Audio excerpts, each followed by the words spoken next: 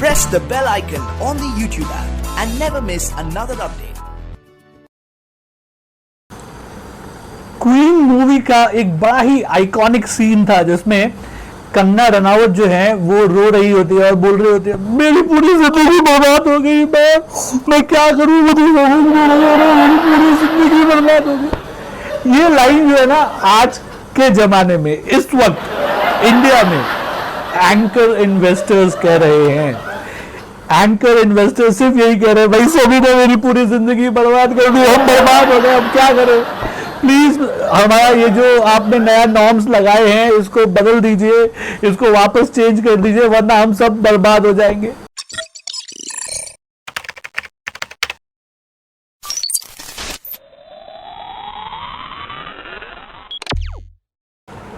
हाय दोस्तों, मेरा नाम है संग्राम सिंह और आप सबको मेरा प्यार भरा नमस्कार।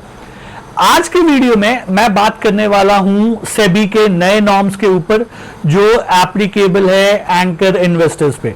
अब ये एंकर इन्वेस्टर्स हैं कौन, पहले ये समझ लेते हैं, फिर हम समझने की कोशिश करेंगे कि नया नॉर्म क्या है, सेबी ने क्या बदलाव किया है जिसकी वजह से बेचारे सारे के सारे एंकर इन्वेस्टर्स जो है बहुत परेशान हैं।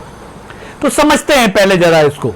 देखिए, जब भी आईपीओ किसी कंपनी का आईपीओ आता है तो उसके एक दिन पहले, आईपीओ के एक दिन पहले उसको ओपन कर दिया जाता है एंकर इन्वेस्टर्स के लिए। यानी कि मोटा मोटी आप समझें बड़े mutual fund player, FII, DII, इनके लिए ओपन कर दिया जाता है। तो ये लोग जो हैं, मतलब जो साइज है आईपीओ का साइज है उसका मैक्स टू मैक्स 20% तक के लिए अप्लाई कर सकते हैं। अच्छा, आप जब अप्लाई करते हो एज अ एंकर इन्वेस्टर तो आपको मिलेगा इस बात की गारंटी नहीं है। जो कंपनी है वो डिसाइड करती है कि भाई मुझे आपको देना है या नहीं देना है। ऐसा उसके ऊपर कोई कंपल्शन नहीं होता कि भैया उसको वो आपको देना ही है ना, आपको देना ही, ऐसा कोई कंपल्शन नहीं है। अगर उसको आपको लगेगा कि मुझे इसको नहीं देना है तो वो नहीं दे सकता है, उसको लगेगा कि भाई आपको देना है तो आपको दे सकता है। तो अब मान लो कंपनी ने एंकर इन्वेस्टर्स को शेयर्स अलॉट कर दिए तो किस प्राइस पे मिलते हैं, उसी प्राइस पे मिलते हैं। जो आईपीओ का प्राइस है उसी प्राइस पे एंकर इन्वेस्टर जो है उसमें अपना हिस्सा ले सकता है, अप्लाई कर सकता है। क्यों लेता है? क्योंकि मान लो कोई ऐसा आईपीओ है जिसमें उसको लगता है कि यार इसका प्रोस्पेक्ट बहुत अच्छा है, आने वाले टाइम में इसमें बहुत अच्छी ग्रोथ होगी, तो उन लोग उसके अंदर एक बड़ा हिस्सा जो है मार लेते हैं, जो जैसे मैंने बताया मैक्सिमम 20% के ऊपर नहीं हो सकता है। अच्छा, उसके बाद जो कंपनी है वो उनसे कहती है कि भाई देखो मैं आपको एज ए एंकर इन्वेस्टर ले रहा हूं, लेकिन आपको फिर एक काम और करना पड़ेगा, आईपीओ के अंदर भी आपको थोड़ा सा खरीदना पड़ेगा। कंपनी ऐसा क्यों बोलती है? कंपनी इसलिए बोलती है ताकि उनका आईपीओ जो है सब्सक्राइब हो जाए, पूरा जल्दी सब्सक्राइब हो जाए। क्योंकि हर कंपनी को अगर डर होता है कहीं ऐसा ना हो कि मेरा आईपीओ सब्सक्राइब ना हो, तो उसके लिए वो एंकर इन्वेस्टर के साथ ही बोलती है भाई कि आप थोड़ा सा वहां भी खरीद लेना। तो गिव एंड टेक बिजनेस है भाई, ठीक है, और उसके हिसाब से फिर उन लोग खरीद लेते हैं। चलो ये बात हो गई। उसके बाद आईपीओ लिस्ट हो जाता है, एक पर्टिकुलर दिन में आईपीओ लिस्ट हो जाएगा। आईपीओ लिस्ट होने के समय सब लोग अपना माल बेच सकते हैं, लेकिन जो एंकर इन्वेस्टर है वो अपना माल नहीं बेच सकता। उसने जो शेयर्स खरीदे हुए हैं वो उसको नहीं बेच सकता, ठीक है। उसके ऊपर एक लॉक इन पीरियड होता है। कितने समय का लॉक इन पीरियड होता है? 1 मंथ का लॉक इन पीरियड होता है। मतलब 1 महीने तक वो उसको नहीं बेच सकता। 1 महीने के बाद वो उसे कभी भी बेच सकता है। तो ये नॉर्म जो है ये एंकर इन्वेस्टर्स के ऊपर है। अब जैसे मान लो एक कोई स्टॉक है जिसका आईपीओ आया, लेट्स सपोज आईपीओ 100 रुपए पे आया और 1 महीने में उसका दाम जो है 200 रुपए के करीब करीब चल रहा है। तो अब एंकर इन्वेस्टर को क्या दिखता है कि यार मतलब मैंने तो लिया था, अब उसका दाम 200 रुपए हो गया तो अच्छा खासा प्रॉफिट हो रहा है 1 महीने के अंदर ही। So what they try to do is कि उन लोग अपना माल बेच के निकलने की कोशिश करते हैं कि चलो अपना जो माल है उसको बेच लेते हैं, बाकी जो आईपीओ का जो है वो तो हमने लेके रखा ही है, जो हमने एज ए एंकर इन्वेस्टर लिया था उसको बेच देंगे। तो उसको एंकर बुक बोलते हैं। मतलब एंकर बुक आपने जो लिया है आप उसको 1 महीने तक नहीं बेच सकते, सो एक एंकर बुक है भाई आपका, 1 महीने तक आप उसको नहीं बेच सकते। तो ये अब नॉर्मल प्रक्रिया थी। 1 अप्रैल 2022 से सेबी ने एक नया नॉर्म निकाला। सेबी ने कहा है कि कोई भी कंपनी एनी XYZ कंपनी में एंकर इन्वेस्टर्स जो हैं जब निवेश करेंगे, है ना, तो उन लोग एक महीने के बाद अपना 50% ही जो उनका माल है, शेयर्स हैं, उसको बेच पाएंगे। बाकी 50% 6 महीने के बाद। तो अब इनको जो प्रॉब्लम आया है वो क्या है आप समझे? पहले 1 महीने के बाद वो पूरा बेच सकते थे, अब कैसा हो गया 50% ही आप बेच सकते हो 1 महीने के बाद, बाकी 50% अगर बेचना है तो आपको 6 महीने का वेट करना पड़ेगा, 6 महीने के बाद ही आप उसको बेच सकते हैं।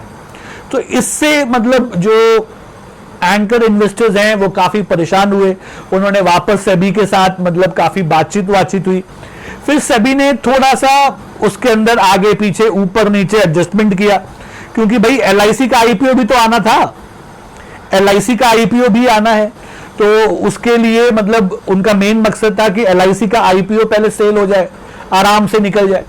तो उन्होंने उसके अंदर एक मॉडिफिकेशन किया बहुत सारे प्रॉब्लम देख के कि भाई एक काम करते हैं, अगर किसी IPO का साइज 10,000 करोड़ के नीचे का है तो आप 50% जो है 1 महीने के बाद बेच सकते हैं, और बाकी जो है 50% वो 6 महीने के बाद बेच सकते हैं। अगर कोई IPO का साइज 10,000 करोड़ के ऊपर का है तो फिर आपका जो 1 मंथ वाला हिसाब किताब है वो चलेगा, आप 1 महीने के बाद जैसा चलता आ रहा है वैसा चलेगा, सो दैट IPO जो है LIC का वो सेल कर जाए। क्योंकि LIC का IPO कितने का साइज था? 20,000 करोड़ का उसका साइज था, तो उन्होंने उसको सेल करने के लिए निकाल दिया। तो LIC के IPO में क्या है, लॉक इन जो है वो सिर्फ 1 महीने का ही है, उसमें उनको 6 महीने का लॉक इन नहीं है। लेकिन अगर कोई IPO जो है 10,000 करोड़ के इशू के नीचे का है तो वहां पे ये जो नया नॉर्म है वो डाल दिया।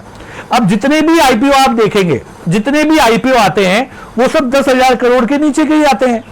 अभी जो प्रेजेंट IPO, अभी आज भी जो मैं आपको जब वीडियो रिकॉर्ड कर रहा हूं, जो प्रेजेंट IPOs हैं, जैसे आपका पैरादीप फॉस्फेट है जिसका IPO भी आया हुआ है ना, उसका IPO साइज क्या है? मेरे ख्याल से 1500 करोड़ का उसका IPO साइज है, 1502 करोड़। और दूसरा मेरे ख्याल से इथोस है, तो मेरे ख्याल से वो तो 500 करोड़ का भी नहीं है। तो इनके अंदर जो एंकर इन्वेस्टर्स हैं ये बेचारे फंसे हुए हैं, तो ये इनकी प्रॉब्लम है। तो मुझे बेसिकली लगता है कि ये एंकर इन्वेस्टर्स पे थोड़ी सी जाती है। हालांकि रिटेल इन्वेस्टर्स के लिए अच्छा है, क्यों? क्योंकि रिटेल इन्वेस्टर को प्रॉब्लम कहां होता है मालूम आपको? जब स्टॉक लिस्ट होता है, जिस दिन स्टॉक लिस्ट हुआ तो उस दिन वहां पे सप्लाई बहुत ज्यादा होती है ना, सप्लाई मतलब बेचने वाले बहुत ज्यादा होते हैं, क्योंकि बहुत सारे लोग लिस्टिंग गेन के लिए खरीदे होते हैं IPO, और उन लोग उस दिन बेचना चाहते हैं, या उनको लॉस हो रहा है तो बेचेंगे, प्रॉफिट हो रहा है तो बेचेंगे, जितने ज्यादा शेयर्स मार्केट में है तो वो बिकेंगे। दूसरा, जब 1 महीने के बाद एंकर बुक खुलता है, यानी कि एंकर इन्वेस्टर बेचने जाता है, तो एंकर इन्वेस्टर जब बेचेगा तो बड़ा क्वांटिटी में बेचेगा, तो 1 महीने के बाद फिर एक बहुत बड़ी सप्लाई आती है ना, बहुत बड़ी सप्लाई, बहुत ज्यादा शेयर्स बिकते हैं। तो ये 2 पीरियड जो होते हैं वो बड़े प्रॉब्लमैटिक होते हैं। उसके बाद तो देखो ऐसा कुछ बड़ा तो कुछ है नहीं कि कोई बड़ा है जो अब उसको बेच दे, जो इनिशियल में एंट्री लिया है, उसके बाद तो जो धीरे धीरे है वो चलता रहेगा, कहानी चलती रहेगी। तो रिटेल इन्वेस्टर के लिए तो अच्छी बात है, ठीक है, कि मतलब 1 महीने के बाद कोई बहुत बड़ा हिस्सा नहीं बिकेगा, थोड़ा सा ही बिकेगा, बाकी फिर 6 महीने के बाद बिकेगा। लेकिन रिटेल इन्वेस्टर के से ही स्टॉक थोड़ी ना ऊपर जाता है, स्टॉक के दाम तो आपके जो एंकर इन्वेस्टर्स हैं उनके कन्विक्शंस और उनके स्टॉक खरीदने से जाता है, रिटेल इन्वेस्टर के खरीदने से बिल्कुल ऊपर नहीं जाते। तो अगर आप बड़े लोगों को ही, जो बड़ा पैसा है उसको ही थोड़ा सा परेशान करेंगे तो ये मार्केट के लिए अच्छा नहीं है। बट सेबी को ऐसा लगता है कि नहीं यार, रिटेल इन्वेस्टर्स को इससे फायदा होगा, सो उन्होंने ये नियम निकाला है। होपफुली इससे फायदा हो, ग्रोथ हो। लेकिन आपको क्या लगता है कि ये जो रूल है सेबी का, ये सच्ची में अच्छा है? ये मार्केट को अच्छा लगेगा? मुझे कमेंट बॉक्स में जरूर लिख के बताइएगा। कोई भी सवाल है वो भी आप मुझसे पूछ सकते हैं। फिर आप लोग से बड़ी जल्दी मुलाकात होगी। तब तक के लिए सीखते रहिए, कमाते रहिए, खुश रहिए।